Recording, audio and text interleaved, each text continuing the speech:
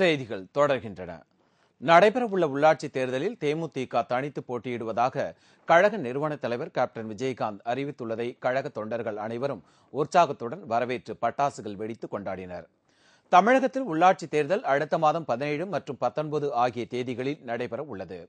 இந்நிலையில் வேட்புமனு தாக்கல் ஆரம்பித்துள்ள நிலையில் தேமுதிக சார்பில் சென்னை, கோவை உள்ளிட்ட 9 மாநகராட்சிகளுக்கு மேயர் வேட்பாளர்களை கேப்டன் விஜயகாந்த் இன்று அறிவித்தார்.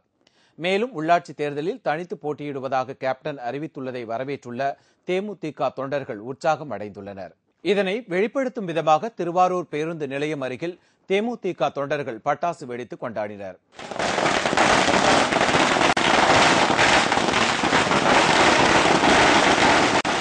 இதேபோல் திருத்தணி சட்டமன்ற தொகுதி தேமுதிகவினர் கேப்டன் அறிவிப்பை வரவேற்று கேஜி கண்டிகை பகுதியில் பட்டாசுகள் வெடித்து கொண்டாடினர். உள்ளாட்சி தேர்தலில் திருநங்கையர்களின் விருப்ப உரிமை அடிப்படையில் பாலின பதிவுகளை மேற்கொள்ளலாம் என்று மாநில தேர்தல் ஆணையம் அறிவித்துள்ளது.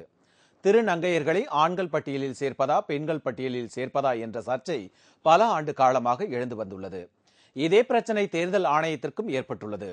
திருநங்கையர்களுக்கு வாக்களிக்கும் உரிமை வழங்கப்பட்டுள்ளதால் அவர்களை ஆண்கள் பட்டியலில் சேர்ப்பதா அல்லது பெண்கள் பட்டியலில் சேர்ப்பதா என்ற சர்ச்சையில் மாநில தேர்தல் ஆணையம் தற்போது ஒரு முடிவுக்கு வந்துள்ளது.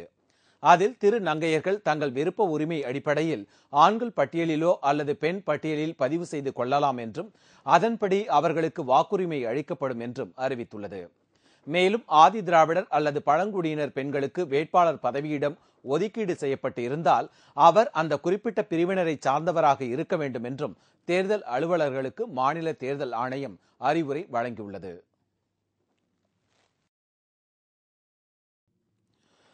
திருப்பூர் மற்றும் கோவை மாவட்ட விசைத்தறி உரிமையாளர்கள் கூலி உயர்வு கேட்டு இன்று முதல் குடும்பத்துடன் உண்ணாவிரதத்தில் ஈடுபட்டுள்ளனர்.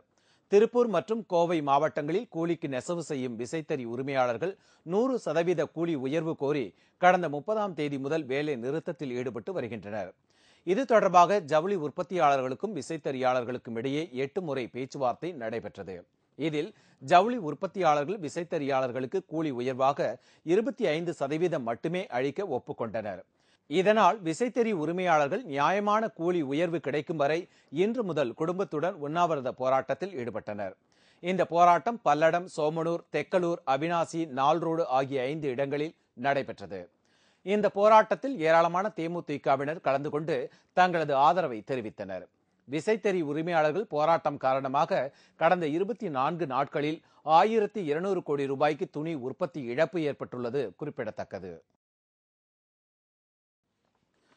ஆற்றில் ஏற்படும் திடீர் வெள்ளப்பெருக்கில் சிக்கி தவிப்பவர்களை எவ்வாறு மீட்பது என்பது குறித்து கன்னியாகுமரி தீயணைப்பு துறையினர் செயல் விளக்கம் செய்து காட்டினர்.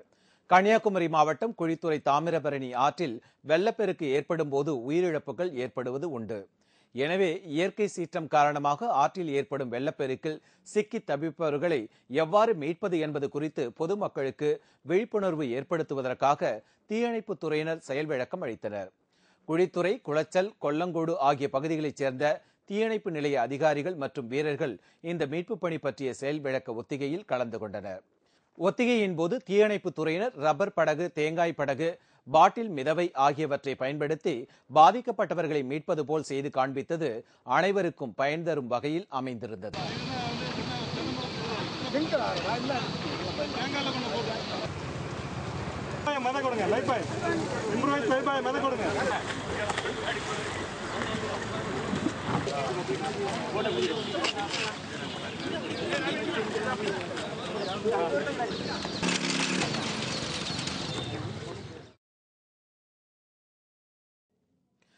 சென்னை மாநகராட்சி தேர்தலில் 37வது வார்டு அதிமுக வேட்பாளரை மாற்றக் கோரி முதல்வர் ஜெயலலிதா வீட்டு முன்பு அதிமுக பிரமுகர் தீக்குளிக்க முயன்றதால் பரபரப்பு ஏற்பட்டது.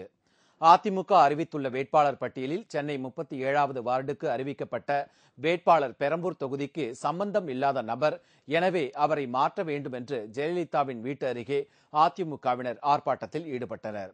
அப்போது அசோக்குமார் என்ற இளைஞர் திடீரென தனது உடலில் மண்ணெண்ணெயை ஊற்றிக்கொண்டு தீக்குளிக்க முயன்றார். அங்கிருந்த போலீசார் அவரை தடுத்து அழைத்துச் சென்றனர்.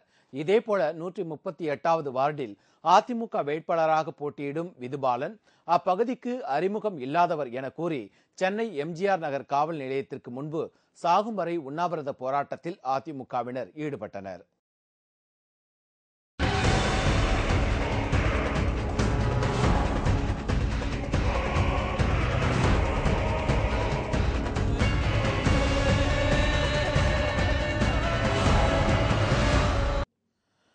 அதிசயம், ஆனால் உண்மை. பழகும் விதத்தில் பழகி பார்த்தால் பகைவன் கூட நண்பனே என்பார்கள். இது மிருகங்களுக்கும் பொருந்தும். கொடிய விலங்குகள் என்று கருதப்படும் சிங்கம், புலி போன்றவற்றுடன் பாசத்தோடு பழகி அதனை நாய்க்குட்டியாக கருதி பழகி வருபவர்கள் உண்டு. இங்கே ஒரு சிங்கத்துடன் ஒருவர் பாசத்தோடு பழகுகிறார். சிங்கமும் அவரும் கட்டிப்புரண்டு விளையாடும் காட்சி ஆச்சரியத்தை ஏற்படுத்துகிறது அல்லவா?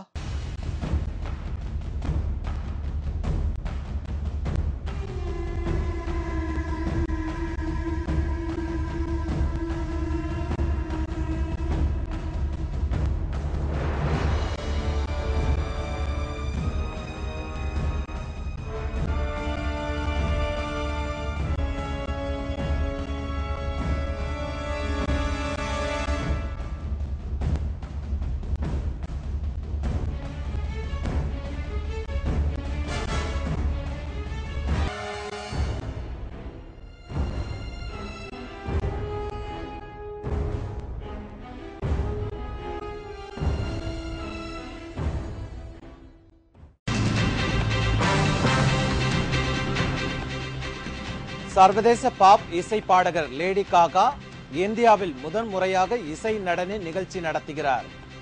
விவரம் இடைவேளைக்கு பிறகு.